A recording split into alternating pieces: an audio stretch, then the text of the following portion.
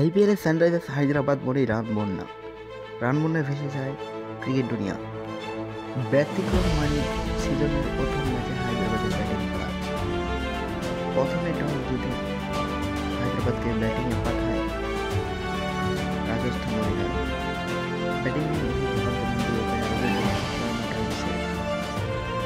অভিষেক শর্মা 11 বলে 31 বলে 67 রানের এক দুর্দান্ত ইনিংস খেলেন টার্ভিস হেড। আসল খেলা দেখান ঈশান শর্মা। মুম্বাই ইন্ডিয়ান্স থেকে হায়দ্রাবাদের যোগ দেওয়া এই ক্রিকেটার চাচ্ছেন রান।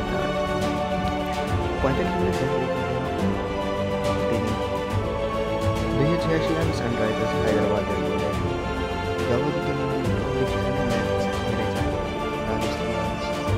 জোরের প্রায় 35 রান বেশি 36 রান